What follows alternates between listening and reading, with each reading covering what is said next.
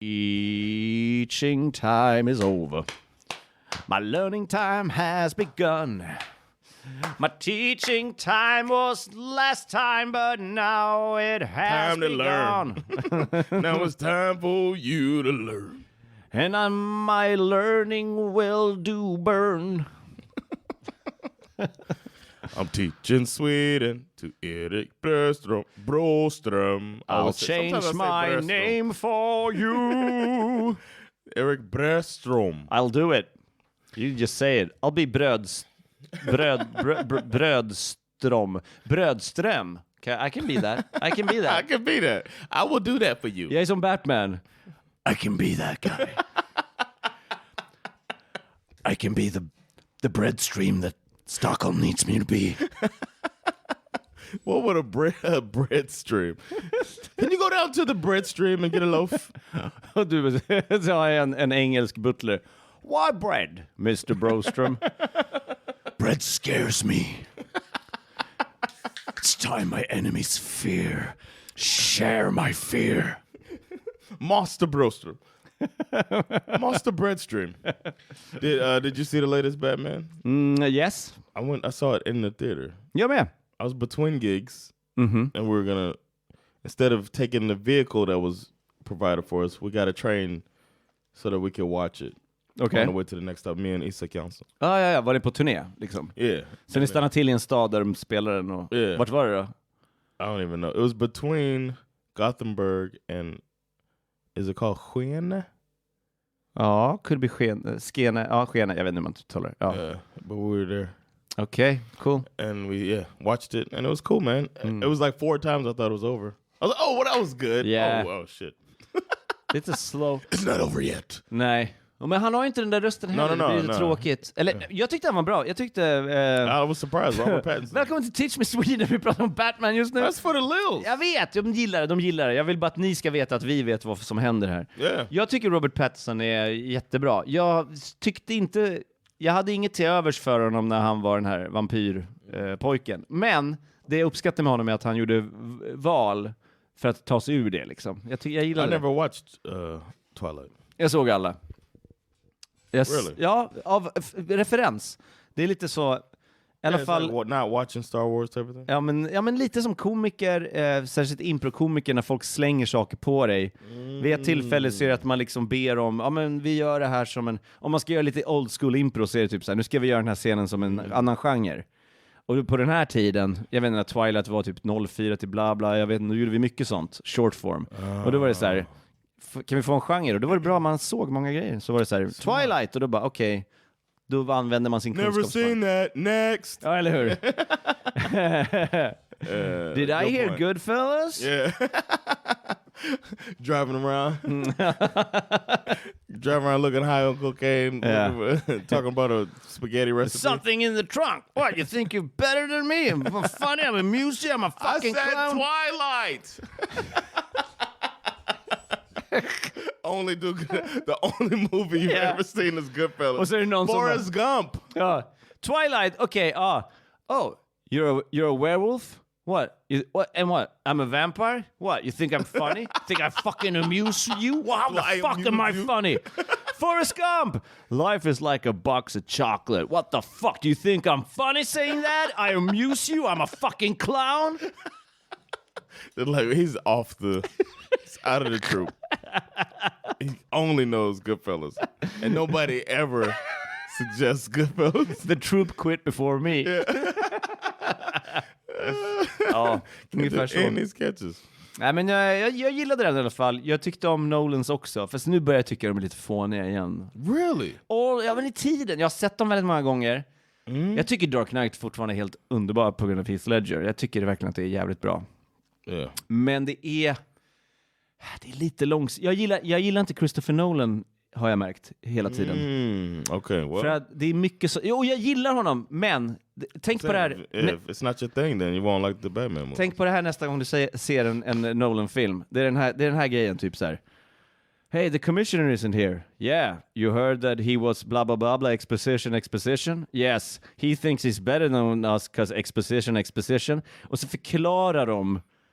De vet informationen, men berättar det för varandra för att berätta det för tittaren. Och det är ju en sån, det är inte charmigt drag när man skriver manus. Agreed. Och han är väldigt bra på att använda det. Och det stör mig lite. Men bra filmer såklart. Jag ska inte hålla på. To shit on Batman. Yeah. Well, it's for the lils.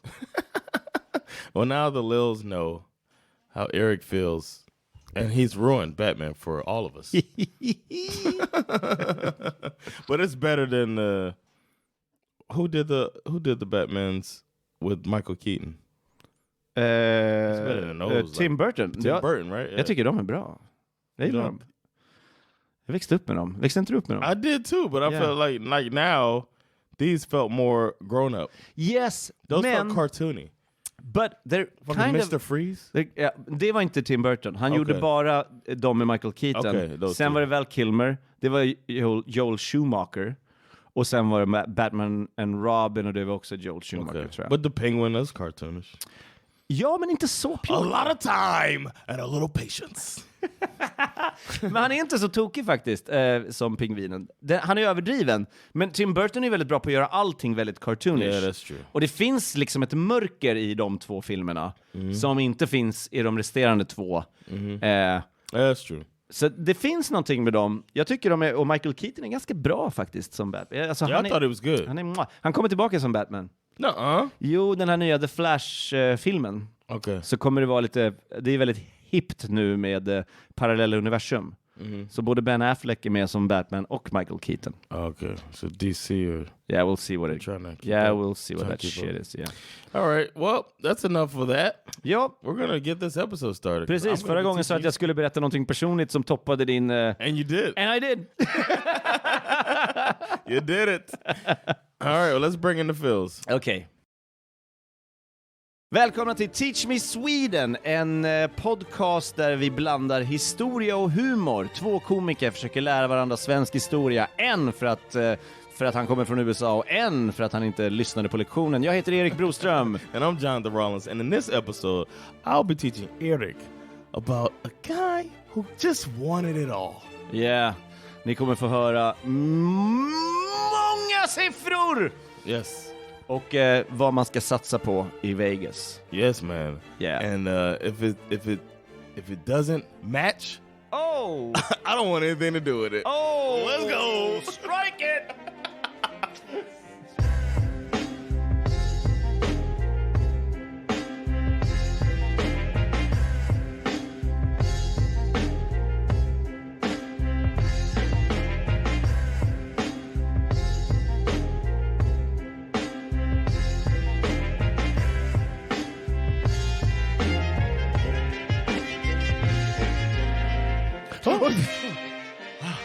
Jag blev så rädd. Jag såg dig. Du satt där. Welcome, everyone, to our little podcast. Jag tror du sa välkommen till mig. Jag var tack. Welcome, Erik. Tack, välkommen, Jonathan. And welcome, listeners.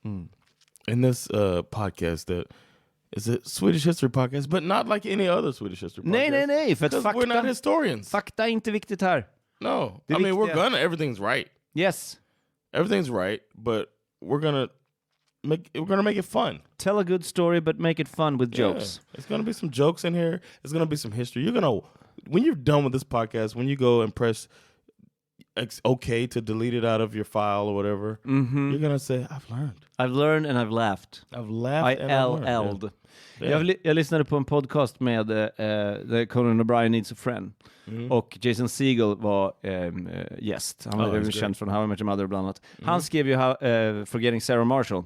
Och där Judd Apatow, han frågade honom vad ska jag tänka på när jag skriver den här, och då sa Judd Apatow don't write it as a comedy, write it as a drama and you'll find the funny, because you're a funny guy. You have the funny bones. Vilket jag gillar. Och det är det vi vill lite göra här. Vi försöker berätta en historisk händelse, men så måste vi få skämta också. Yeah, because the jokes, they're not on me here. No.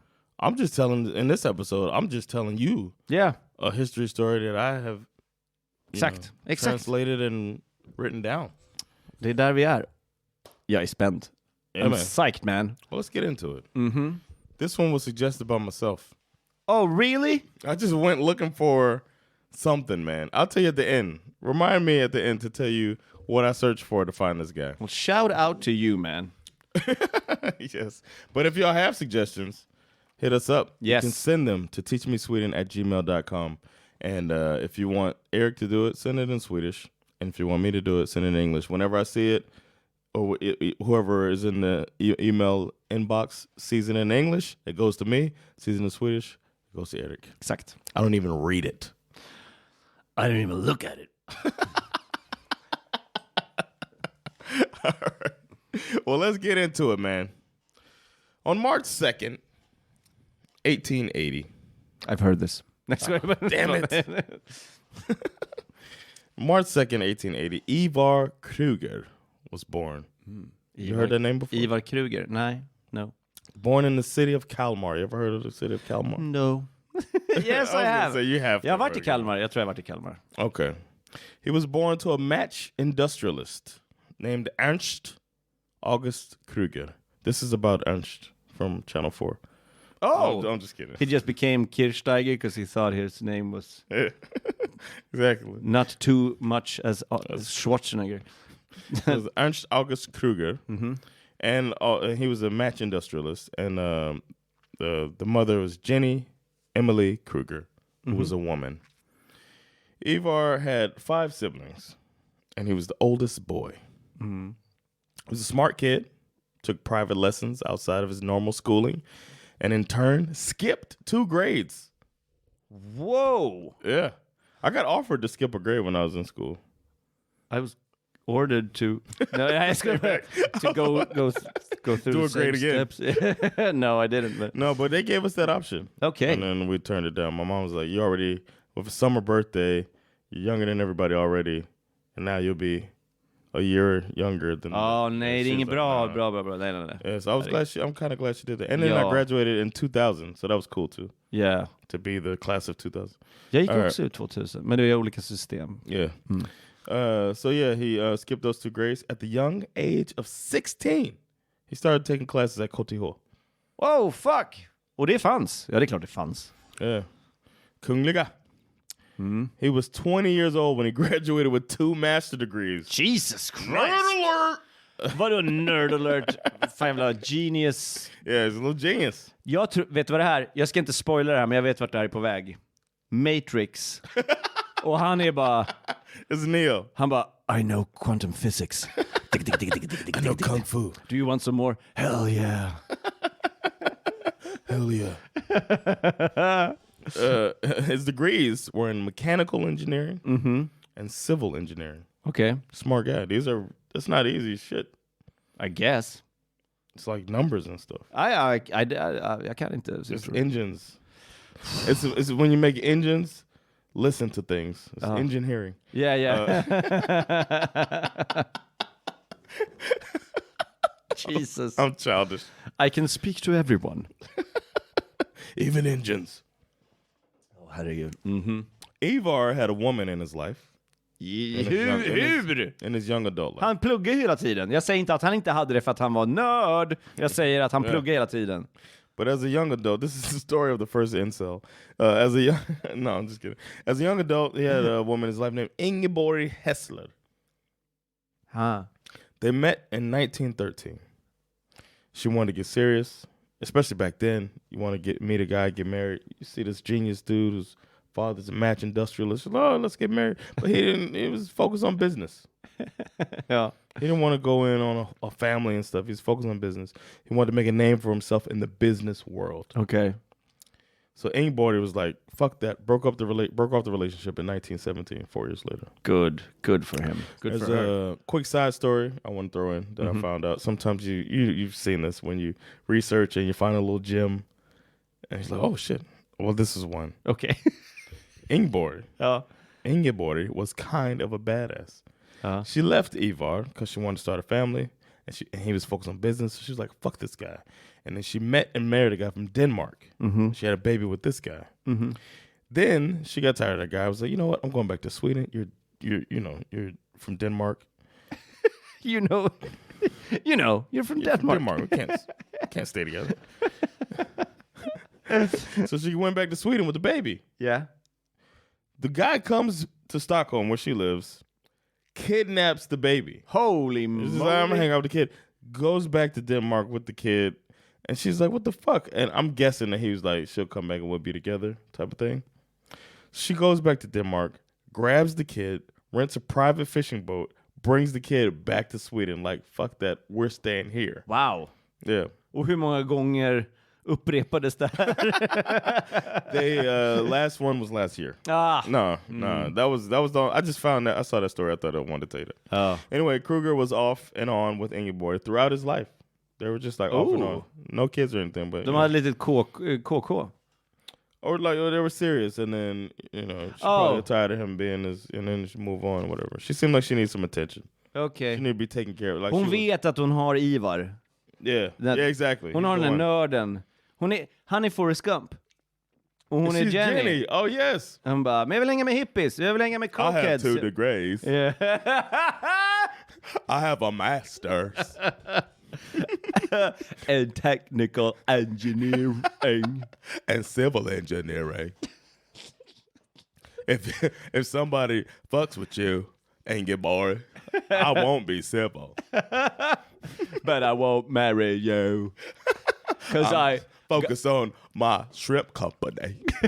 Got my career to think about. Herregud, vi är där igen. I love it. As always, that's our thing. Okay, so around 1900, Kreuger, he spent 7 years traveling and working abroad. Oj. As an engineer. Över olika länder liksom. US, nice. Mexico, bra land. South Africa, bra där. Other countries as well. Cool. But he spent most of that time in the US. Okay. In South Africa, he ran a restaurant for a short while. Varför då? Han hade ju alla de där degreesen ju. Yeah, but he's just like, you know what, let's run a restaurant. Was it a shrimp company? It was called Bubba Gump. No. It was with his friend Anders. Okay. They were in the jungle together, and Anders said, you sleep with your head against mine, I'm gonna sleep with mine. That way we don't have to sleep with our heads up in the mud. Anders Jordahl is his name. And they did the restaurant thing for a bit, and then they sold it. Så det känns som att han testar lite olika grejer. Han har examen i ingenjör, i olika ingenjörsexamen, men han är ändå så här, nej men fan driver en restaurang i USA. Yeah? Cool. No, South Africa. South Africa, okay. At an early age, he came in contact with the patented Khan system, K-A-H-N, not C-O-N. K-A... Khan. Yeah, almost like the popular Saudi name, you know what I mean? Khan. Khan, like in Star Trek? I guess. The Wrath of Khan? It's a system that they had that was for concrete steel constructions. And it was used by Julius Khan's Trusted Concrete Steel Company. Okay. And that was he found out about that, and this technique had not been introduced in Sweden at the time. So in 1907, he managed to get the representative rights for that system. Ooh. For both Sweden and Germany. Oj. And at the end of 1907, he returned to Sweden with the goal of introducing the new methods in both countries hade de någon... at the same time. Wow! Men han hette ju Kreuger. Hade han något tyskt påbrå innan han... Alltså han föddes ju här, men Kreuger är väldigt tyskt. It sounds like it, but I didn't see anything. Okay, cool. I didn't see where his father was from. Okay. Det känns ju som att... And it was the late 1800s that he was born, so I don't know. But possible. At that time, one of the experts in Sweden in concrete steel constructions was his cousin, Henrik Kreuger. And he was working at KTH. So in May, the next year, 1908, Kreuger formed the construction firm Kreuger och Toll in Sweden with the engineer Paul Toll. And Paul was working for a construction company, Kasper Höglund, and his cousin Henrik was on board as well, working at the at KTH as the faculty of civil engineering, as a consultant engineer. And then in Germany, he formed a company there so that he can get this whole steel process out. The construction method of constructing buildings was not fully accepted in Sweden because it's fucking Sweden. Yes. And they're like, no, we still put potatoes in the windows here. Vadå? Nytt sätt? Nej, vi gör som vi gör. Ja, det är ju det vi gör. So, in order to market the new technique, he held a bunch of lectures, because that's how you get through the Swedes. Yes. And he wrote an illustrated article on the subject in a leading engineering magazine that was called Teknisk Tidskrift. Och vad var grejen? Vad var det här grejen var? Liksom? I didn't get I don't know that much engineering stuff. No, what? Well, då får vi starta en till podd. Sorry. Teach me engineer. Okay. So, however, even though I don't know, I do know that the new technology was a success, and their firm won several prestigious contracts, such as the construction of the Stockholm Olympic Stadium. Det är det som är stadion nu, va? In 1911 to 1912, I don't know. Lite jävigt, det ligger precis vid KTH också. It's very close. I know the stop, but I didn't know that that's the Stockholm Olympic Stadium. Okay. Yeah. In 1911. Jag antar det. And the foundation work for the new Stockholm City Hall, 1912, 1913, and Jesus. a certain department store everybody's probably seen before. NK! Yes. NK. They did that one too in Stockholm. Cool. The chief engineer behind all of those projects was Erik Kreuger. Okay. So innovation in the construction business also included a definite commitment to finish the building on time. At the time, the financial risk of delays were assumed by the clients, which is bananas. Hey, we're going to be late. You're going to owe us more money. Wow. That's how it went back then. Sorry, man. We're running behind, so... It's going to cost you. It's like, man, I had to pay extra because they're running late. Yeah. What? Förlåt, vad gör ni? Vi fikar. Är ni klara i tid? Nej. Så hämta, get more money. Exactly. So Kreuger and Toll, this company was like, you know what? We commit to finish projects by a certain date. Wow. Thus shifting the risk to the builder themselves, who is in the best position to reduce delays. Yes. And then they won a contract. An example of that is they won a contract to build a 6-story, and then they called it a skyscraper back then. Svenskar. They're so cute. Can you build us a skyscraper? Ja, vi kan bygga en skyskrapa, men du vet hur himlen bara är ungefär 12 meter upp i luften. Så att alltså, det kommer se konstigt ut, men himlen är högre i New York. Så det är en skyskrapa. The Swedish sky. The Swedish sky so low. I mean, technically it does scrape it. Yes. Tänk när dimman kommer där på hösten, då känns det verkligen som att himlen är där. Ja. Nu förstår jag, såklart. Så skrapa skyn där. Ja. So he was going to build this 6-story skyscraper, right? Yep. And he promised that if construction was not finished by a particular date, Kreuger and Toll would give the client a partial refund of roughly 12,000 crowns per day, which today is 180,000 crowns. Holy shit. For each late day. Whoa. And at the time, Kreuger and Toll's entire capital would have covered just 2 days of being late. Wow. So that was quite the gamble. Mm-hmm.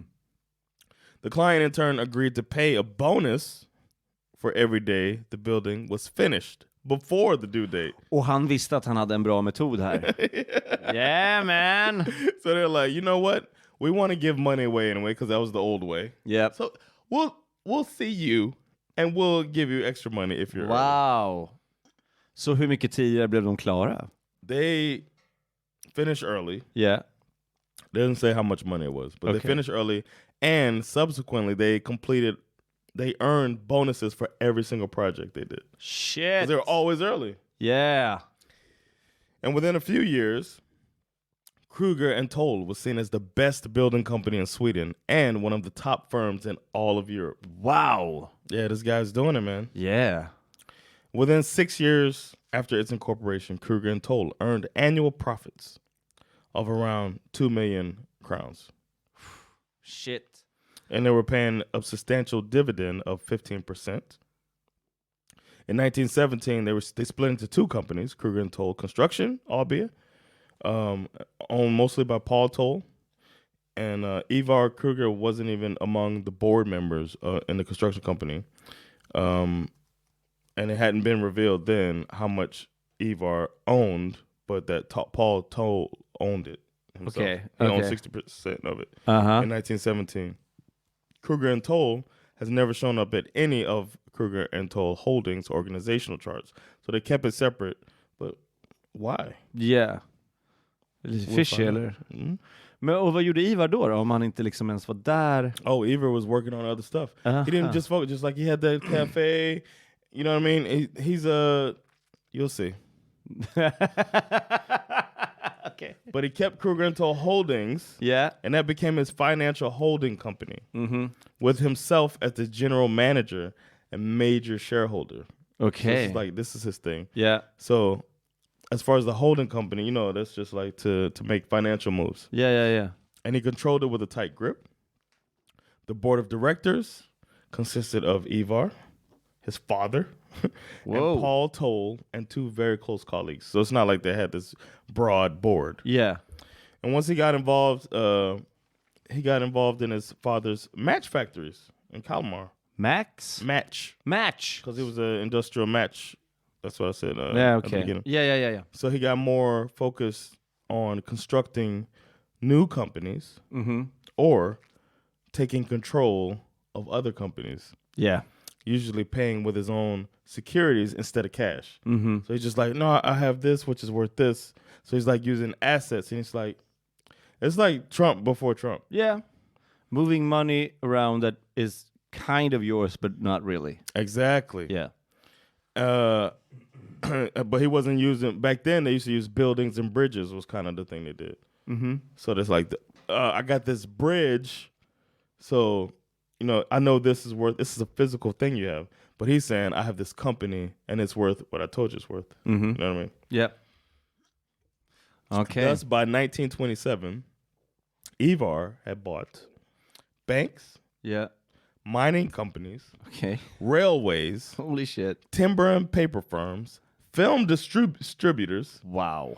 Real estate in several European cities, as well as a controlling stake in Ericsson, the new phone company back then. And it was Sweden's leading phone company. What are you going to do with all that shit?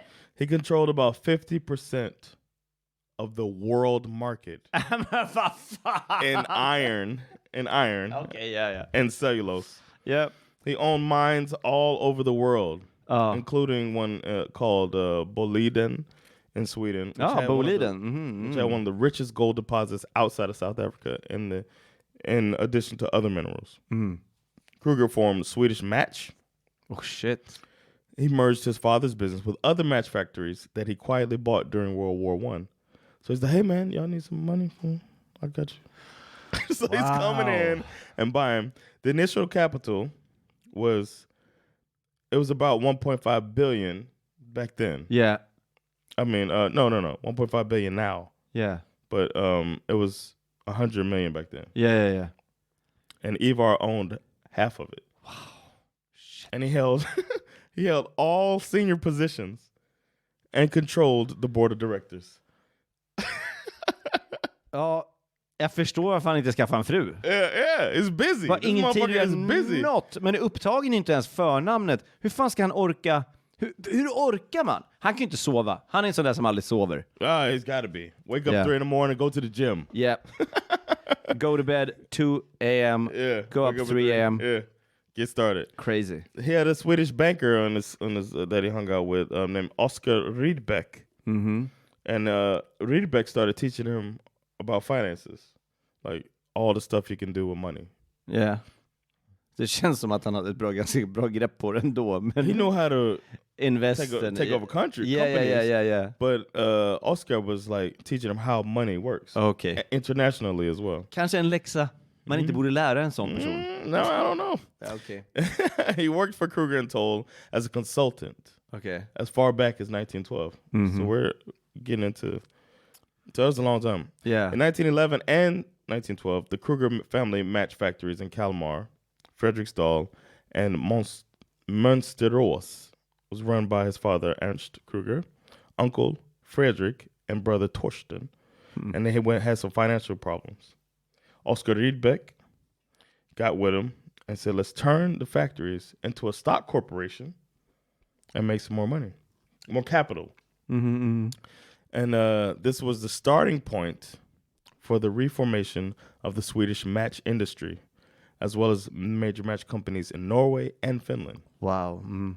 And their goal, of course, his goal was to control the entire match industry in Scandinavia. Yeah. And they used the family match factories as their base. And then they founded AB Kalmar Mönsterås Tandsticksfabrik in 1912. And he made his father and his brother and his uncle the major shareholders, so he's keeping the money in the family. And Torsten was the general manager, and he became a board member, of course. And then he merged this company with small match companies all over Sweden. Just starts buying them up, basically. And then... Var det då Rickard Tändare kom med en ny uppfinning?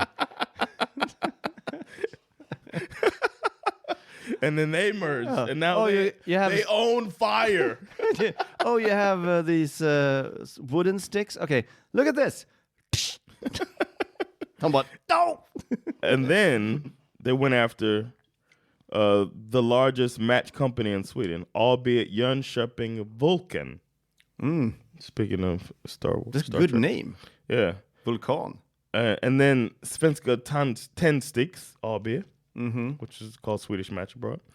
And they founded that after they took over that AB Jönköping Vulkan. Yeah. And Swedish Match was founded in 1917. Yeah. But he had tried to get them back in 1912 when they were initially grabbing stuff. Yeah. But they weren't interested in Vulcan. But that was the dominating company in Sweden. So, but the Vulcan's like, what will we? We have a cool name. Vi Vulkan. Yeah. Eld. We're not backing up. Jönköping Vulkan, is that how you say it? Nej, men det beror på hur det stavas, men Vulcan, yeah. Well, that's Vulcan, but I guess okay. I don't know. In this time period, maybe Vulkan was I don't know. Whatever. Who knows? So Ivar, after 1912, they got shut down by Vulcan, and Vulcan wasn't even interested. And then Ivar started acquiring all of them around, as well as the raw material companies he can get too. Yeah. So he's like getting everything match-ish. Yeah. And then he finally got them to accept the merger. And he was so persuasive and arguing for the merger that he managed to overvalue his side of the deal. Oh. Like saying, hey, we have this much money. And they're like, wow, you got this much money? And he lied? He was not telling the truth. And this worked. So he was able, as the smaller company, to buy a larger company and add that to his thing. So then he decided to make this his prime tactic. So that's how money works. Hey, Oscar. Thanks, bro. Jag hade bara behövt säga ljug. Yeah. So then him and Rydbeck came together and was like, it's a pretty good idea, man. This could be our strategy. Oh my God. So the total number of shares in the new company was 450,000, which Kreuger earned 223,000 of them. So he owns half of, and this is like the biggest in Scandinavia. Yeah. And then he also has the holding company, Kreuger and Toll. Yeah. Och där har han ju massa pengar där. So this company group now covered the entire match industry in Sweden, including all the major companies that manufacture the production machines used in the factory. Total number of employees working in match production in Sweden in 1917 was around 9,000. And it had control over major companies supplying raw material for the match industry as well. So he owns pretty much everything. Men vad gjorde han på en lördagkväll då? He had the largest match company in Norway. He had the one in Finland. And he introduced a new way of thinking in the Swedish match industry with large-scale production facilities, Of course he could do that. He got all his fucking money. Yeah. As well as ideas to increase efficiency in production, administration, distributing, and marketing. So he's using his engineer background along with his lying to buy him up, but he's still improving the process. Hans nästa företag heter Lying in Engineering. And there was a German chemist that invented phosphorus matches in 1832. But it's dangerous because yellow phosphorus was poisonous. Mm-hmm. And it was in the match head and thus could easily light by accident. So it's like, it's no bueno. So in Sweden, they improved the design of it by using red phosphorus. Oh. And they put that on the matchbox. Yeah. And it was like safety matches. That's how we got those?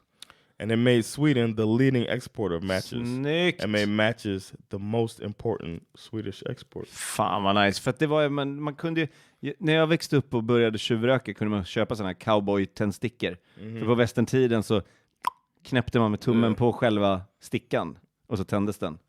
Det tyckte jag var coolt. Man kunde även ta det på stöven, du vet. Så det är självantändande. Yeah.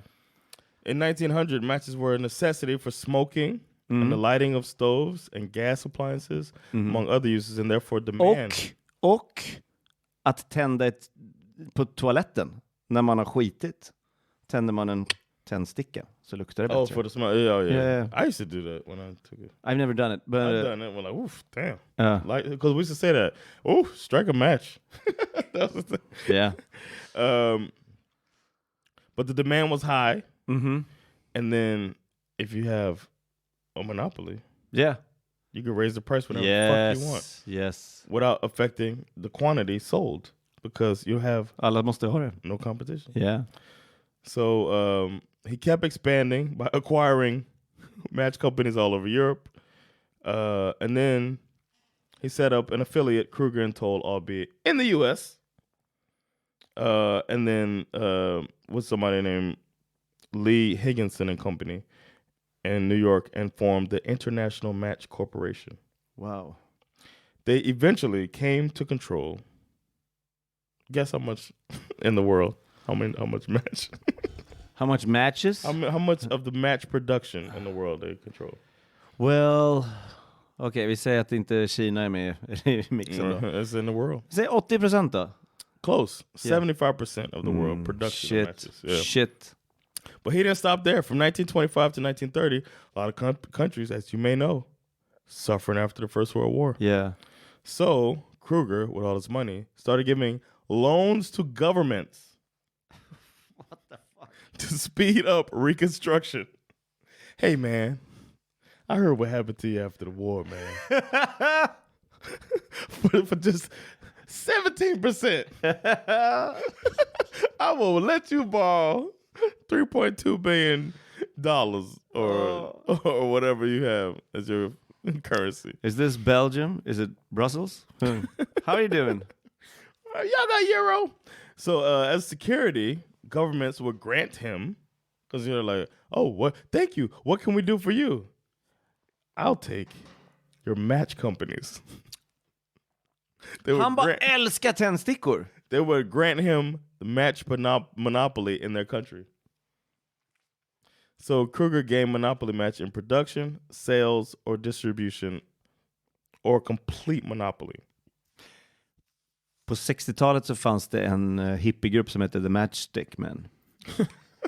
Är det här han? It's his kid. But the agreements differ from country to country. The capital raised to a large extent through loans from Swedish and American banks. Mm-hmm. That's how he was getting his money, combined with issuing a large amount of participation debentures.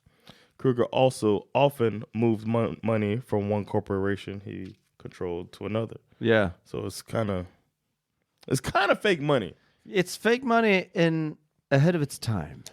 Way ahead of its time. And then he gained control of forestry industry. Most of it in northern Sweden. Ja, och nu inser han det. Vart ska jag fan få... Ja, just det, behöver virke. Trees! Let's get the trees!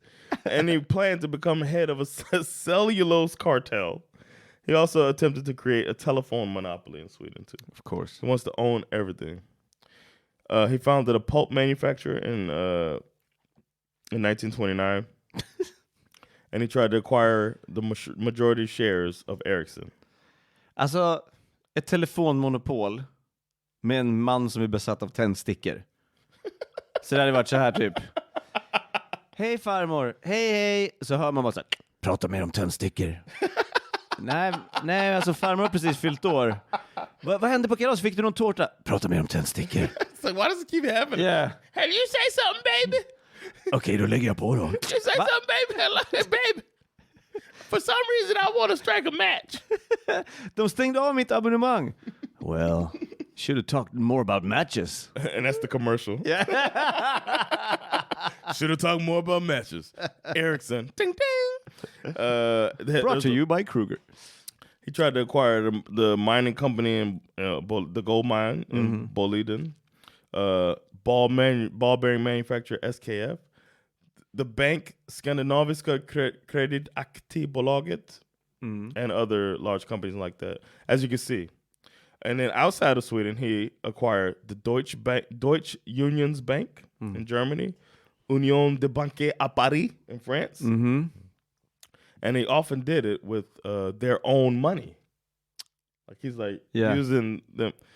And they were made both necessary and possible by his invention, decades ahead of his time, Enron-style financial engineering, which reported profits when there were none and paid out ever-increasing dividends by attracting new investment. Jesus. It's a Ponzi scheme.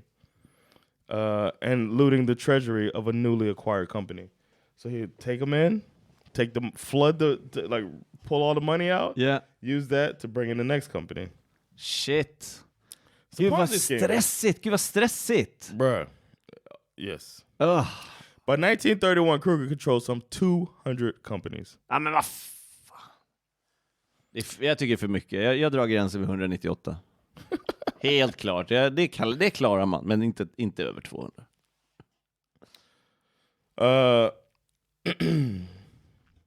In 1929, at the peak of his career, his fortune was thought to be worth 30 billion Swedish crowns. And that's equivalent to approximately that's almost fake, crazy. A fake number that no one knows. A trillion crowns. In 2000. Consisting of more than 200 companies. In 2000 or now? In the year 2000, it says. Jesus.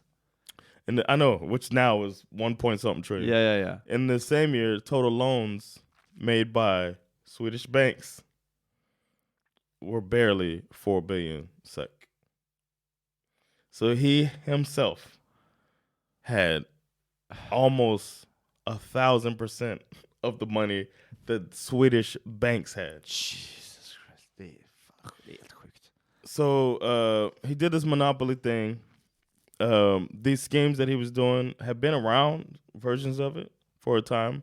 But Kreuger was creative of inventing new ways of financing business while making sure that he kept control of his companies.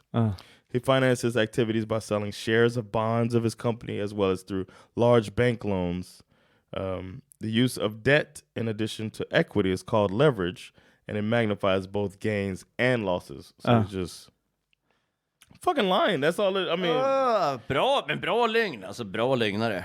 So then he invented dual class ownership shares. So to make it look like, the way I understand this, he makes it look like you and I are shareholders, right?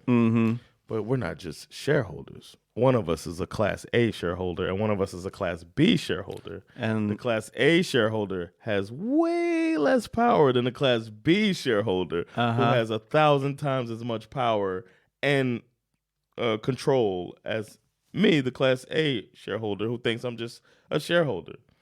So he makes himself the Class B shareholder. Yeah. See what I mean? Jag borde nog, min narcissistiska drag borde nog, I want to be A.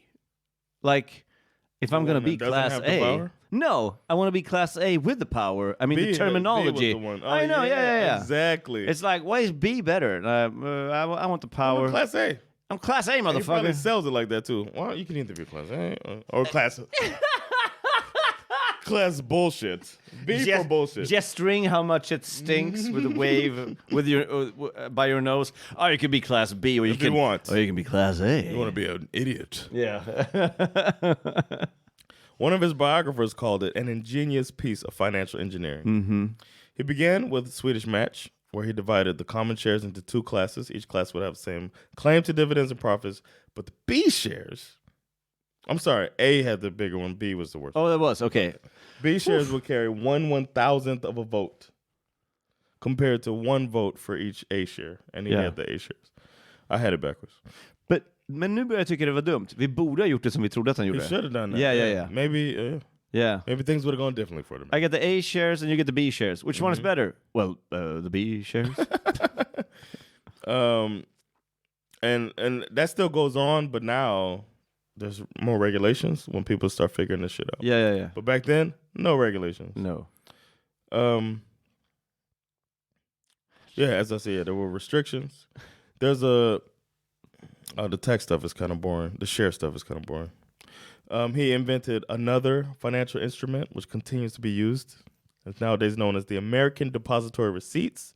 And it was called Kreuger and Toll American Certificates. Vad innebär de då? American investors hadn't seen investments like this. It's part bond, part preferred stock, part profit sharing option. It just sounds muddy already. Yeah. And it enables investors to gain exposure to a foreign company that had been paying dividends of 25%. And it will be backed by the largest private loan to a foreign government, like Germany. And then they get this biggest loan, so it probably makes it look like it's more money that's coming in because of this big loan. And in the midst of growing panic, investors went crazy. And they're like, oh, all this money is here because it's coming from a government. And they bought $28 million of the new securities. And it happened 2 days after the giant stock market crash, Black Monday, 1929. Shit. So it looks so good that they bought it after 2 days after the biggest stock market crash, the legendary. Crazy. Ja, verkligen. He owned a lot of bona fide companies, as I said, over 200 companies. But he was an avid gambler. Is this guy the greatest guy ever? I gotta fund this. Vad du sög på den karamellen. Vad roligt. He must not care about money, right? No. A lot of people, I've heard about people. Wow. I know a professional poker player. Money, it's like money isn't a real thing. Yeah. You know what I'm saying? And I it has to be why this guy's like Säkert. This. If you have more money than your company's bank, you probably, money is whatever. Yeah. So he played with his personal money and especially the money of the corporations he controlled. Vad hittar han för pokerspelare att spela med som kan liksom syna? Imagine him at the ruler at the table. I'm gonna put Germany on black. Yeah. This is all the money from the German company on black. Let's go, baby. Okay, Texas Hold'em. Ivar. France. Anyone want to call it? No, we don't have any. We have no. I don't have $4 trillion. I have keys to my wife's Mercedes. Get the fuck out of here with that shit. Why is his wife on the table? Because the Mercedes wasn't enough. He treated most of his companies as if they were exclusively his personal property. Oh, herregud. He didn't give a fuck. He frequently transferred funds from one corporation to another corporation with little formality. Just like, let's just take the money from here.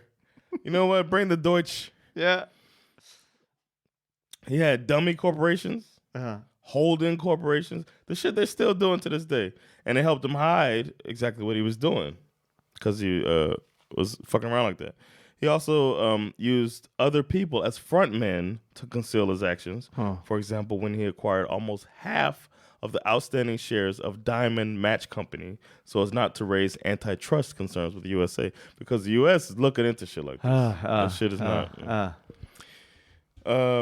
He frantically gambled with securities in 1932 of corporations that he controlled with the vain attempt to reverse their falling prices. So he's like, you know what? I'll fix this. Let's hit the roulette table. Wow. That was his way of fixing. Oh my god. His like keeping his Ponzi scheme up was like, I'm gonna play blackjack. Men från geni till vansinne.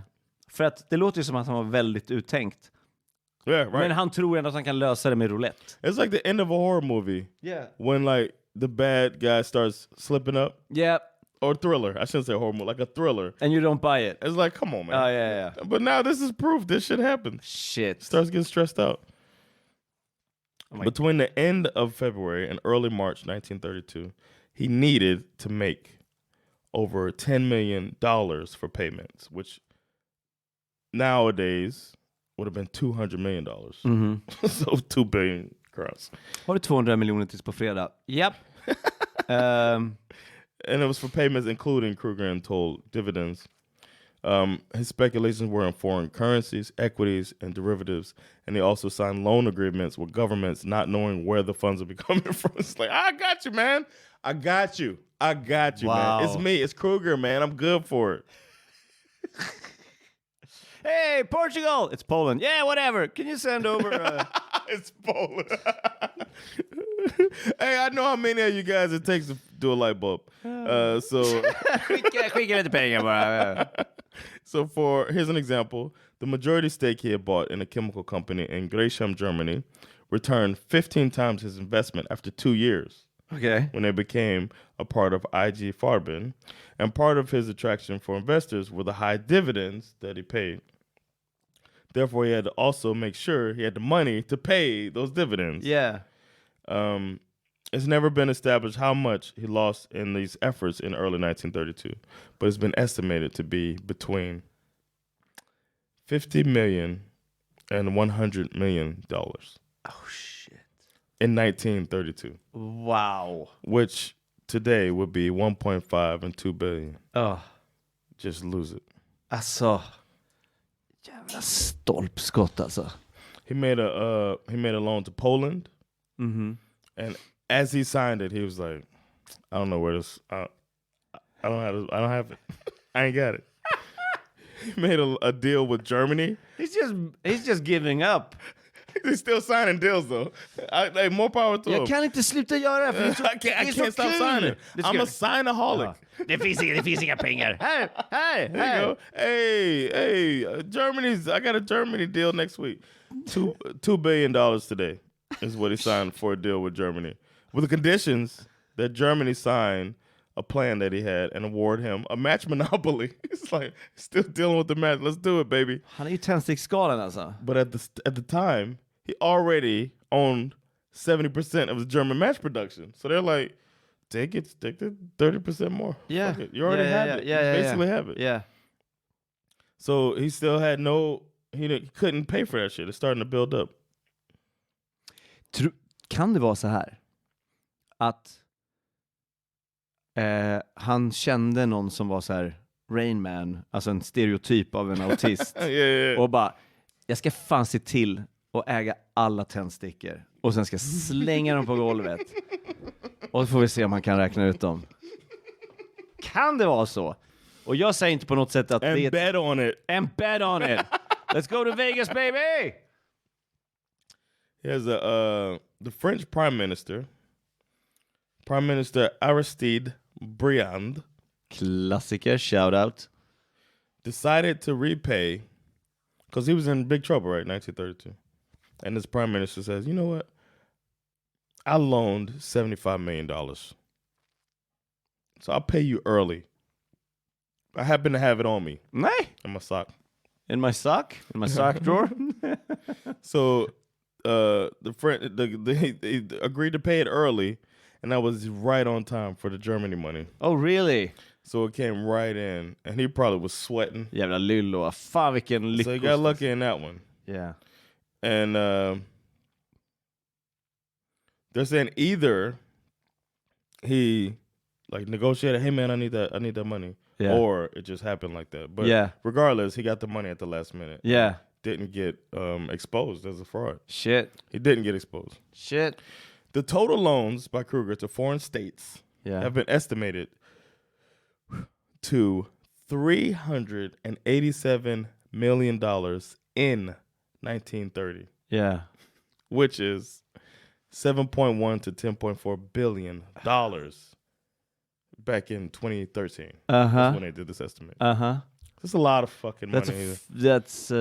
I'm numb by the numbers by this point. I know I'm going long. No. It's just that how much worse can it even get? Well, I'm gonna do every country. Okay. No, I mean how much worse for him. I'm telling you, here's where we at. Okay. Poland, 6 million. And then it went back to Poland in 5 years later, 32.4 million. Free State Danzig, I don't know what that is, in 1930, 1 million. Greece, 1 million pounds in 1931. In 1926, 1 million pounds. Ecuador, 2 million in 1927. And then again, 1929, 1 million. These are dollars. Yeah. France, 1927, 75 million. Yeah. 1928, Yugoslavia, 22 million. 1928, Hungary, 36 million. 1929, Germany, 125 million. 1928, Latvia, 6 million. Romania, 1930, 30 million. Lithuania, these are still dollars, 1930, 6 million. Bolivia, 1930, 2 million. Estonia, 1928, 7.6 million crowns. Yeah.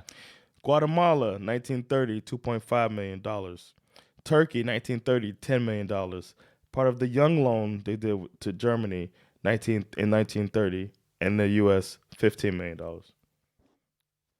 He planned to issue a loan of $75 million to Italy, known as the Italian bond, in 1930, but it never got completed. Okay.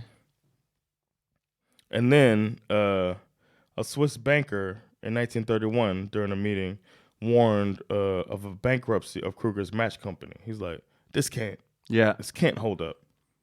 And then rumors start spreading by mid-1931 that this shit is unstable. You know how you build a house with matches?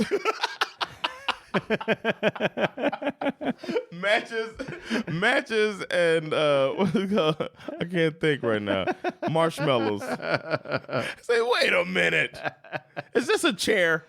Can I sit on this? Sure. He says he has the Chrysler building built with matches. So then Kreuger, who reportedly has more money than Sweden, turned to Sveriges Riksbank. For a loan, maybe. Yeah, and it's the second time in his life that he went to them. Mm-hmm.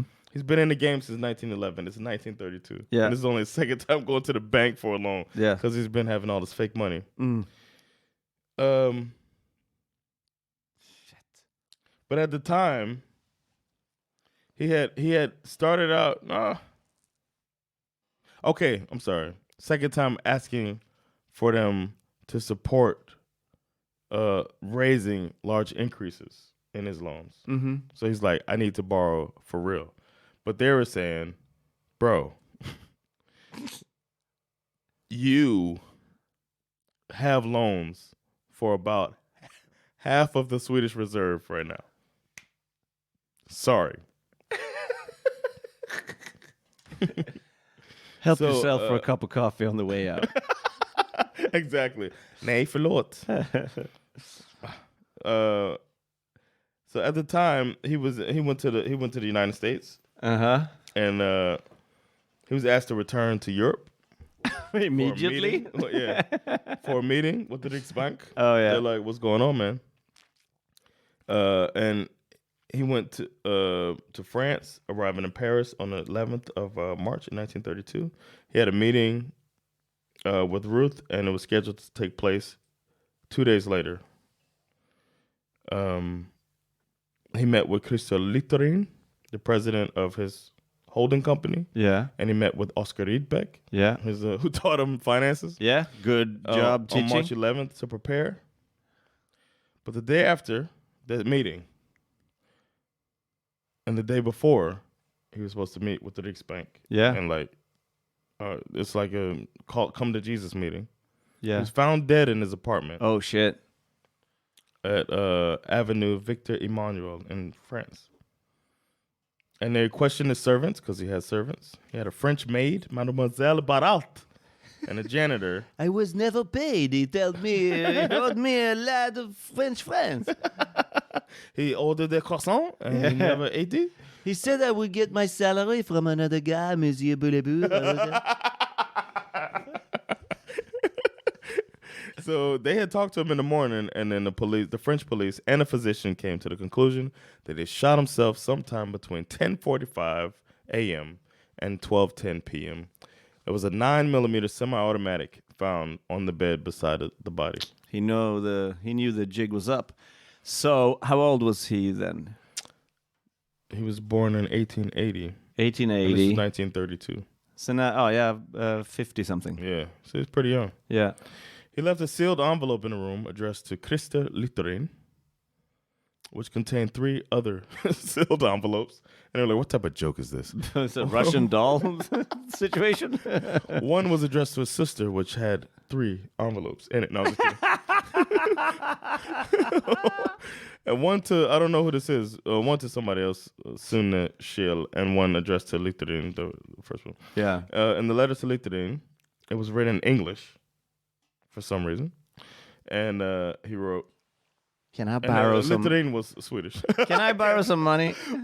He said, here's my, you're on my life insurance. Put it all on black. Yes. But my dying wish. Put it all on black. Always bet on black. Pow. Put my mother's house on 22 black. France on 12. He wrote, I have made such a mess of things that I believe this to be the most satisfactory solution for everybody concerned. Huh. For him? Please take care of these 2 letters also. See that 2 letters which were sent a couple of days ago by Jordal to me at 5 Avenue, Victor Emmanuel, are returned to Jordal. The letters were sent by Majestic. Goodbye now, and thanks. I.K. He was interred in Norra Begravningsplatsen in Stockholm. His family believed he got murdered. Okay. It was only more than 30 years after his death that many previously classified Kreuger and Toll documents and Ivar Kreuger documents were made public. Mm-hmm. Based on these and his insight in his brother's business and life, his brother Torsten wrote a book in 1963 called Kreuger and Toll, describing how the company had been taken over and how the other Kreuger companies were taken over. In 65, there was another book published. It's supposed to be another tell-all. Seems like they're trying to just make varför skulle det vara ett bevis för att det var mord? Om de har tagit över företaget så är det så här. The 65 book was called Sanningen om Ivar Kreuger. And it was published in English as The Truth at Last, claiming his brother had been murdered. I'm pretty sure he killed himself. Of course he did. Det är väl... varför skulle han göra det? Okay, let's read the countries one more time. And then when he died, after the death, there was something that they called in the financial industry the Kreuger crash. Oh. It hit investors and companies worldwide, particularly hard in the U.S. He did a lot of business there. In 1933 and 34, the U.S. Congress passed several security reform legislations that were meant to prevent a repeat of the Kreuger crash. Wow. These bills were largely successful in their mission, and the American financial industry did not witness frauds of the same magnitude until the Enron scandal and Bernie Madoff's Ponzi scheme. Shit. So this guy really did a number. Folk var lite nervösa när han dog, kan man säga. Yeah. Samtidigt sitter Rickard Tändare, läser tidningen och tänder sin pipa med samma devis som han använt kvällen innan. Exactly. Tänkte, life is good. They said of the $630 million worth of assets that the company said they had, $200 million came from the match business. $30 million were in the bank, and the other $400 million were merely categorized as other investments. Bra, härligt, luddigt. When the company finally went bankrupt at the end of March in 1932, claimed assets of $250 million in 1932 turned out to be non-existent. Wow. Oh, what a fraud. Yeah. That's about it, man. The Wallenberg family was affected. Stenbeck Company Group, Handelsbanken. Shit. They all were affected. Yeah. And eventually took over the Kreuger empire. Shit. Swedish Match recovered shortly after the crash because everybody needed matches. Yeah. And most of the industrial companies did because he bought companies that were doing their thing. And Swedish Match received a large government-guaranteed loan that was fully repaid after several years. Skönt. Ifall man gillar rökare. Men historiskt sett, är han sedd som en bedrägare eller finns det någonting att han liksom bidrog? Alla de här företagen levde ju under hans tid ändå, även om de levde på en lögn. Yeah. Men är han sedd bara som en bedragare eller finns det också som att han var en framgångsrik affärsman på sitt sätt? I think he's saying, like, somebody had the term that I put in here as the last line of this, of genius swindler. Yeah. And I think that's what we have to end it on. You know what I mean? Like, it encapsulates both those things. Yeah, he was a genius. Yeah. He was ahead of the game. He obviously was really, really smart, and he took on the lessons he learned, but he did it for bad. Yeah. Kind of bad. You know what I mean? Yeah. Depends how you look at it. Oh, it's fucking bad, men det finns ju värre saker. Yeah, exactly. Yeah. But yeah, that's the story of the genius swindler, Ivar Kreuger. Sorry, I mean that's our longest episode yet, but that shit was was great. Yeah, I loved it. Yeah. Crazy story. That was it was so worth it. När du sa att han hade ett spelberoende, där fan alltså. Oh my god. It's got the personality of it anyway. At like minute 48, but and he had a gambling problem. Man bara, yes! You put that in my veins! Vad driver Ivar? Ja, nu förstår vi. It's the slot machines. Yeah, man. Cool, thank you so much. Yeah, det var fan vilken historia. Okay. Aldrig hört. I found it because I just looked up. I watched that Bernie Madoff thing. Yeah. Some of it, the documentary. I watched the first. Yeah. There's a documentary about Bernie Madoff. And I was kind of fascinated by it. And I was like, there has to be a Swedish Bernie Madoff. Yeah. Oh, cool. And I was looking for like Swedish Ponzi scheme. I just typed that in, and this guy came up. Nice. And I was like, oh, wow. And I read about it, and then, yeah, that's it. Oh, vad nice. Kul. Interesting story, man. And there's probably more. You know, I was jumping around a little bit. But det är alltid när vi försöker ju ändå liksom få ihop det på... Fan vad kul. Alltså, hoppas det här inspirerar er också att skicka fler grejer. Skicka till vår Gmail, teachmesweden@gmail.com. Yes. Eller, om man vill skicka det på svenska, teachmesweden@gmail.com. Om ni vill att Jonathan läser det så skicka det på engelska. Om ni vill att jag läser det, skicka det på mitt modersmål. Yes. Så ser vi till att vi får det. Yeah, and patreon.com/teachmesweden if you want to support. As little as 10 crowns, you can be a Patreon subscriber and help us out. It's a little bit of work behind this, and you get like ad-free episodes and other stuff. Ja, men fan gör det så vi tjänar lite pengar. På tal om att tjäna pengar, hur går det med Laugh House? Go to laughhouse.se to get tickets, man. Hurry up, because these shows are selling out. People are coming to check out some comedy, mostly English shows, and we also have our Svartskalle stand-up shows. So where we book a bunch of Svartskalar, make you laugh. Yeah, so check us out. Cool. And what about you, man? Presensimpro.se. Buy the tickets. Come and laugh.